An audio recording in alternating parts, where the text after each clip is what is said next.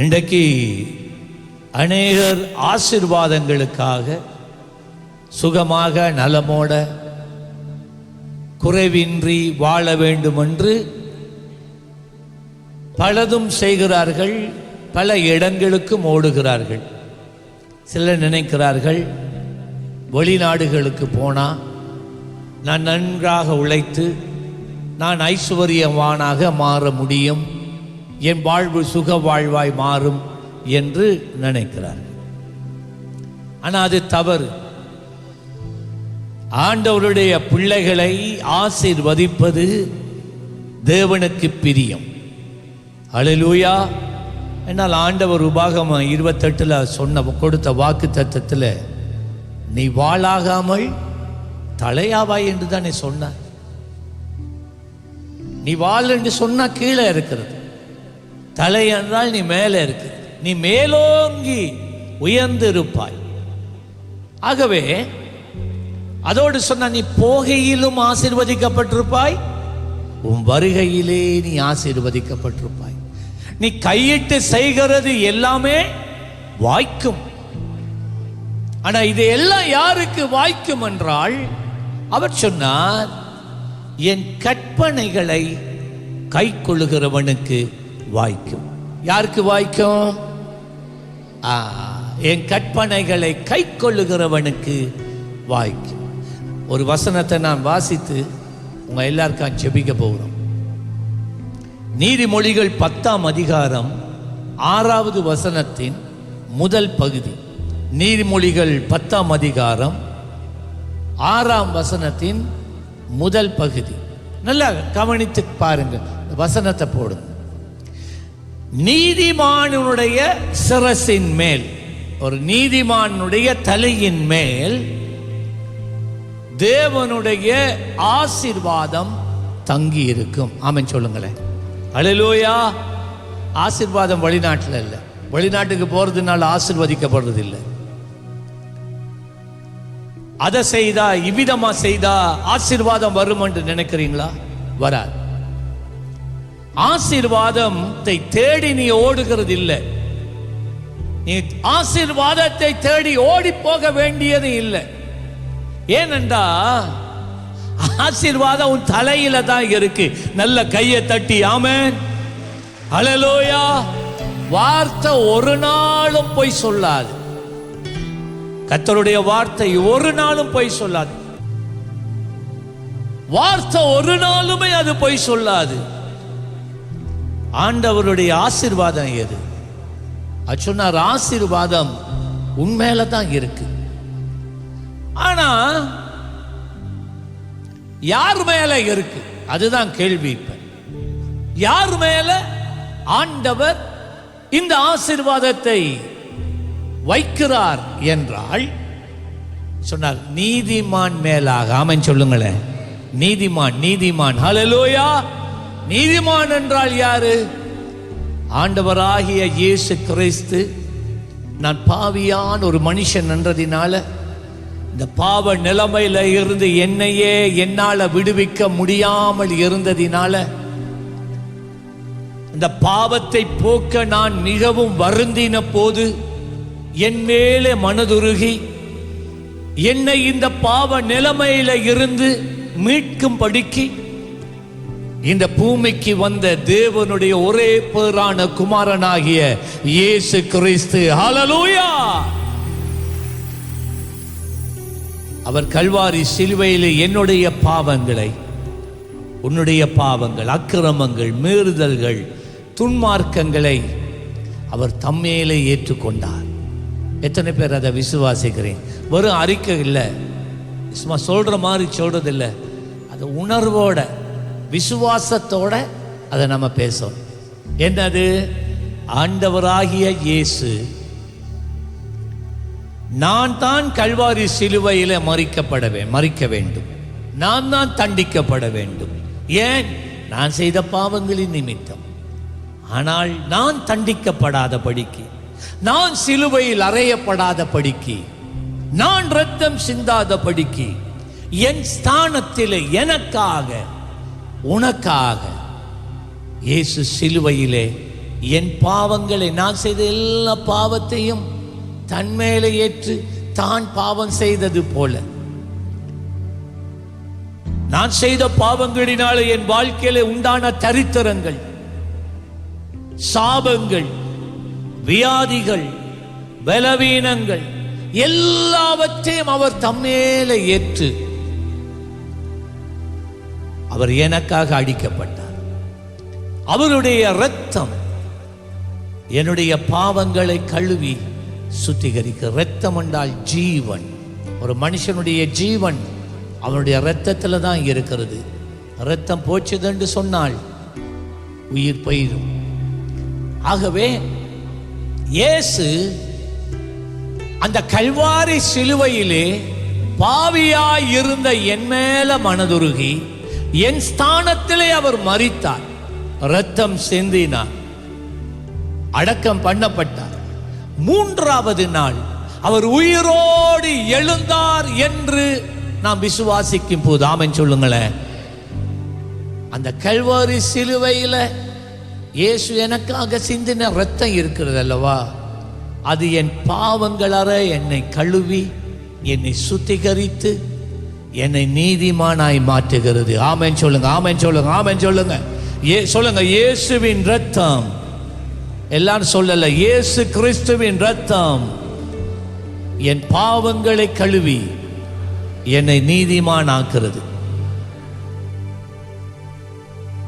ஒரு மனிதனுடைய பாவத்தை நீக்கக்கூடிய ஒரே இரத்தம் இயேசு கிறிஸ்துவின் இரத்தம் தான். ஹல்லேலூயா. அந்த இரத்தம் தான் என் பாவத்தை நீக்கி நீதிமான் என்றால் தேவனுக்கு முன்னால ஒரு குற்றமும் செய்யாதவனா என்னை கொண்டு போய் நிறுத்தும். தேவனுக்கு முன்பதாக நிற்கக்கூடிய உரிமையை எனக்கு கொடுக்கிறது. அந்த மனிதன் மேலேதான், அந்த மனிதனுடைய சிரசிலே தான் தேவன் ஆசீர்வாதங்களை ஊற்றுகிறார். நல்ல கையை தட்டி. நீங்க இந்த சபையில இருக்கலாம் இன்றைக்கு, ஆனா ஒரு நீதிமானாக இல்லாட்டி இந்த ஆசீர்வாதம் உங்களுக்கு இல்லை. நீதிமானா வாழணும், நீதியில நடக்கணும். நீதி என்றால் கர்த்தருடைய நீதியில நடக்கணும்டா, கர்த்தருடைய வார்த்தையில நீ நடக்கணும். ஆவியானவரால் நீ வழிநடத்தப்பட வேண்டும், வார்த்தையிலே நிலைத்திருக்க வேண்டும், சத்தியத்திலே உறுதியாய் இருக்க வேண்டும். அவன் தான் நீதிமான். சும்மா வெறுமா அவருக்கா இயேசுவை ஏற்றுக்கொண்டுட்டு எங்க இஷ்டம் போல வாழ்றவன் நீதிமான் அல்ல. இவைகளை கை கொண்டால் ஆண்டவர் சொன்னார், என்னுடைய ஆசீர்வாதம் உண்மையிலே தங்கி இருக்கும். ஆமென் சொல்லுங்க. ஹல்லேலூயா. சில நேரம் அதான் சொல்றீங்க, நான் சர்ச்சுக்கு வரேன், நான் வாழ்க்கையில தரித்திரமா இருக்கேன், நான் ஆராதனைக்கு வருகிறேன், ஆனா என்னுடைய வாழ்க்கையில ஒரு காரியமும் நன்மையா நடக்குது இல்லையே, வேதனையும் போராட்டமும் கண்ணீரும் இருளுமாய் இருக்கிறதே என்று நீங்க சொல்றீங்க. இதுதான் அதுக்கு காரணம். சர்ச்சுக்கு வர்றதுனால ஆராதிக்கிறதுனால அது நடக்கிறது இல்லை. வழியை காட்டுறார் ஆண்டவர். அந்த வழியில நடக்க உன்னை ஒப்பு கொடுத்தாள், உன் வாழ்க்கை சுத்திகரிக்கப்பட்டு உன்னை தேவன் நீதிமானாக்கி அந்த நீதிமானுடைய சிரசின் மேல் தேவன் தமது ஆசீர்வாதத்தை நிலைத்திருக்க பண்ணுகிறார். ஹல்லேலூயா. ஒரு நீதிமான் ஆசீர்வாதங்களுக்கு பின்னால ஓடுகிறவன் அல்ல. ஆசீர்வாதங்கள் ஒரு நீதிமானை துரத்தி வருகிறதா இருக்கிறது. ஆமென் சொல்லுங்களேன். அதான் ஆண்டவர் சொன்னார், முதலாவது தேவனுடைய ராஜ்யத்தையும் நீதியையும். இதான் நீதிமான் வேலை. நீதிமான் எப்பயுமே தேவ ராஜ்யத்துக்குரிய காரியங்களை தேடிக்கொண்டு இருப்பான். முதலாவது தேவனுடைய ராஜ்யத்தையும் நீதியையும் தேடுங்கள், அப்பொழுது, எப்பொழுது? நீதியை தேடுகிற பொழுது, நீதியில வாழ்கின்ற பொழுது, நீதியை உறுதியா பிடித்துக் கொண்டு இருக்கிற பொழுது, அப்பொழுது எல்லாம் உனக்கு கூட்டி கொடுக்கப்படும். நாம எல்லாம் கூட்டி கொடுக்கப்படும். ஒரு குறைவில்லாமல் நீ வாழ்வாய். ஆசீர்வாதம் உன்னை தொடரும். நீ ஆசீர்வாதத்துக்கு பின்னால ஓடுறதில்லை, ஆசீர்வாதம் உனக்கு பின்னால ஓடி வருகிறது. ஹல்லேலூயா. இப்ப நல்லா கேளுங்க. யோசேப்பு ஆண்டவருடைய பிள்ளை, அவன் ஒரு நீதிமான். தேவன் அவனுக்கு பெரிய காரியங்களை செய்வதாக சொப்பன வழியா பேசின நேரம், தேவன் அவன் மேல வைத்திருக்கிற நோக்கத்தை, தேவன் அவன் வாழ்க்கையில வைத்திருக்கிற அந்த ஆசீர்வாதத்தை பறிக்க, இல்லாமலாக்க, யோசேப்பை கொலை செய்ய தங்க சொந்த சகோதரர்கள் நினைத்தார்கள். 10 பேர். யோசேப்பை அழிச்சா ஆசீர்வாதம் அழிஞ்சிருமே. உங்களுக்கு தெரியுமா பிரியமானவர்ல, எவன் மேல தேவனுடைய ஆசீர்வாதம் தங்கி இருக்கிறதோ அவனை எவராலும் அழிக்கவே முடியாது, முடியவே முடியாது. குழியில போட்டாங்க, தண்ணீர் இல்லாத குழியில கர்த்தர் அவனோடு இருந்தார். ஒரு அடிமையா வித்தாங்க, கர்த்தர் அவனோடு கூட இருந்தார். அவன் அறியாத தேசத்துக்கு, அவன் அறியாத பாஷைகளை பேசுகிற எகிப்து கொண்டு போகப்பட்டான். கர்த்தர் அவனோடு இருந்தார். போர்த்திபாரனுடைய அரண்மனையிலே வேலை செய்யறான், கர்த்தர் அவனோடு இருந்தார். பொய்யாய் குற்றம் சாட்டப்பட்டு சிறையிலே தள்ளப்பட்டான், கர்த்தர் அவனோடு இருந்தார். வேதம் சொல்லுகிறது, போர்த்திபார் ஒரு அந்நிய யோசேப்பு அவனுடைய வீட்டுக்கு வந்ததுக்கு பிறகு அவனுடைய அரண்மனையும் ஆசீர்வதிக்கப்பட்டுச்சான். அப்ப யாரால அரண்மனை ஆசீர்வதிக்கப்படுது சொல்லுங்க? எவன் மேல தேவனுடைய ஆசீர்வாதம் தங்கி இருக்கோ அவனால, அவன் போற இடம், அவன் வசிக்கிற இடம் ஆசீர்வதிக்கப்படுகிறது. சரி, இவன் மேல பொய்யா குற்றம் சாட்டி இவனை சிறைக்கு தண்ட அனுப்பினாங்களா? கர்த்தர் அவனோட இருந்தார் இல்ல? அவன் மேல கர்த்தருடைய ஆசீர்வாதம் இருந்துச்சு இல்ல? வேதம் சொல்லுகிறது, சிறைச்சாலை இப்ப ஆசீர்வதிக்கப்பட தொடங்கிட்டான். ஆமென் சொல்லுங்களேன். ஹல்லேலூயா. நீ ஆசீர்வாதத்தை தேடி ஓடுகிறவன் அல்ல. ஆசீர்வாதம் உனக்குள்ளேயே இருந்து அந்த நதியா வாழ்க்கையில இருந்து மற்றவர்கள் சுகமாக இருக்கும்படிக்காக அது நதியாய் பிரவாகிக்கிறது. உங்களுக்குள்ள இருக்கிற ஆசீர்வாதம் என்ன உங்களுக்கு தெரியாம இருக்கலாம்.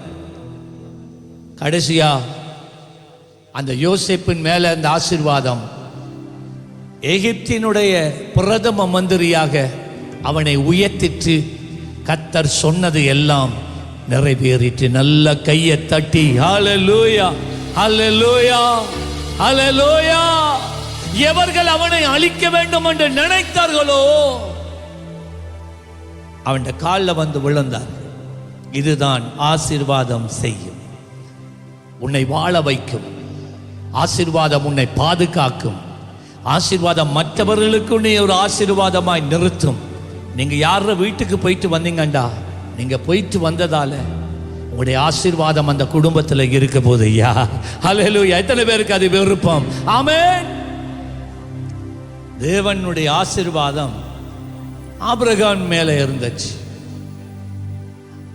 ஆண்டவர் சொன்னார், நான் உன்னை மட்டும் இல்லை, உன் சந்ததியே நான் ஆசீர்வதிப்பேன். ஆபிரகாமின் காலங்கள் முடிய ஆபிரகாமின் மேல இருந்த ஆசீர்வாதம் அவனுடைய குமாரன் யாக்கோப் ஈசாக்கின் மேல வந்துச்சு. ஈசாக்கும் ஒரு நாடோடி தான். பிறகு தேசத்திலேயே பெரிய பஞ்சம் உண்டான நேரத்தில் இவன் தன்னுடைய வேலையாட்களோட போய் ஒரு துறவை வெட்டினான். மழையே இல்லாத வறட்சி உள்ள நாட்கள் கொல கொல கொலாண்டு தண்ணி வந்துச்சு. எங்க வந்ததுன்னு தெரியுமா? அவன் மேல இருந்த ஆசீர்வாதம். ஆமென் சொல்லுங்களேன். எல்லாராலும் புறக்கணிக்கப்பட்ட ஒரு நிலத்துல நீ போயிட்டு ஒரு தொழிலை ஆரம்பிச்சுப்பார், ஒரு தோட்டத்தை போட்டுப்பார். ஆசீர்வாதம் உண்மையில தங்கி இருக்கிறதினால் நீ செய்கிறது எல்லாம் வாய்க்கும். மற்றவங்களோட ஒப்பிட்டு கொண்டு இருக்க வேண்டாம். கர்த்தர் உன்னை கூடாய் அதை ஆசீர்வதிக்கிறாய். நீ அதுல இருக்கிறாய். அங்க இருக்கிற ஜனங்கள் அவனை எதிர்த்தார்கள். இது எங்கட ஓடிப்போ. சரி விட்டுட்டான், சண்டை பிடிக்கல. ஓகேப்பா போனா. ஏன்னா அவனுக்கு தெரியும் அவனுடைய ஆசீர்வாதம் இந்த துறவுல இல்ல, ஆசீர்வாதம் அவனுக்கு மேல இருக்கு. ஆமென் சொல்லுங்களேன். ஆசீர்வாதம் அவனுக்கு மேல இருக்கு. இன்னொரு இடத்த போய் துறவை வெட்டுனா கொல கொல கொலன்னு தண்ணி. அங்கத்தே ஜனங்கள் ஓடி வரான். இல்ல இல்ல இது எங்களுடைய இடம், போப்பா நீ எங்களுக்கு போன்னு துறவை எடுத்தாங்க. ஓகே, நோ ப்ராப்ளம், சண்டை இல்லை. ஏண்டா அவன் சொன்னா, அவனுக்கு தெரியும் ஆசீர்வாதம் என் மேலே இருக்கு. சொல்லுங்க, ஆசீர்வாதம் என் மேலே இருக்கு. சொல்லுங்க, ஆசீர்வாதம், கர்த்தருடைய ஆசீர்வாதம். எல்லாரும் சொல்லல, சொல்லுங்க பிள்ளைகள், சொல்லுங்க கர்த்தருடைய ஆசீர்வாதம். சொல்லுங்க எல்லாரும், நீங்க முன்னுக்கு இருக்கிற பிள்ளைகள் சொல்லணும், என்ன பார்க்கணும். சொல்லுங்க, கர்த்தருடைய ஆசீர்வாதம் என் சிரசின் மேல் இருக்கிறது. சொல்லுங்க, கர்த்தருடைய ஆசீர்வாதம் என் சிரசின் மேல் இருக்கிறது. திருடர்கள் மாலையை பறிக்கலாம், பணத்தை கொள்ளையிடலாம், ஆனா கர்த்தருடைய ஆசீர்வாதத்தை எவராலும் பறிக்க முடியாது. ஹல்லேலூயா. அந்த ஆசீர்வாதம் என்ன தெரியுமா? அவருடைய வார்த்தை. அவர் ஒன்று சொன்னா நீ சாகும் வரைக்கும் அது உன்னோடே கூட இருந்து உனக்கு மேன்மையானதை செய்ய. நல்ல கையை தட்டி விசுவாசிக்கிறவர், நீ கையிட்டு செய்கிறதெல்லாம் ஆசீர்வதிக்கப்படும். ஈசாக்கு கடைசியா போறான் இன்னொரு இடத்துக்கு. சரிப்பான்ட்டு அதே விட்டுட்டு அங்க போய் ஒரு குடங்க கிண்ண கொலகொலாண்டு தண்ணி. ஈசாக்கு பஞ்ச காலத்திலே விதை விதைத்தானா. பஞ்ச காலத்துல யார் விதை விதைப்பானா? தண்ணீர் இல்லாத இடத்துல தோட்டம் செய்வானா? மழையே இல்லாத இடத்துல வயல் செய்வானா? ஈசாக்கு செய்தான். ஏன் தெரியுமா? அவனுக்கு தெரியும், நான் எண்ணத்துல கையை போட்டாலும் தேவனுடைய ஆசீர்வாதம் என் மேல இருக்கிறதுனால எல்லாம் ஆசீர்வதிக்கப்படும். அவன் அறிந்திருந்தான். ஹல்லேலூயா. ஈசாக்கு பஞ்ச காலத்திலே விதை விதைத்தான். கர்த்தர் 100 மடங்கு, எத்தனை மடங்கு? 100 மடங்கு விளைய செய்தான். நல்ல கையை தட்டி ஹல்லேலூயா. இதே ஆண்டவர் உன்னோடு கூட இருக்கிறார். இதே ஆசீர்வாதம் உன்னோடு கூட இருக்கிறது. உனக்கு தெரியுமா? அது நீ நீதிமானாக வாழ்ந்தால், நீதியிலே நீ நடந்தால், தேவனுடைய ஆசீர்வாதம் உன்னை முந்தி செல்லும். எவராலும் உனக்கு எதிராக என்னதான் செய்ய நினைச்சாலும் அவர்கள் தோற்று போவார்களே ஒழிய நீ ஒரு நாளும் தோற்று போக மாட்டாய். உன் தலையை கர்த்தர் உயர்த்துகிறவராய் இருக்கிறார். நல்ல கையை தட்டி, நல்ல கையை தட்டி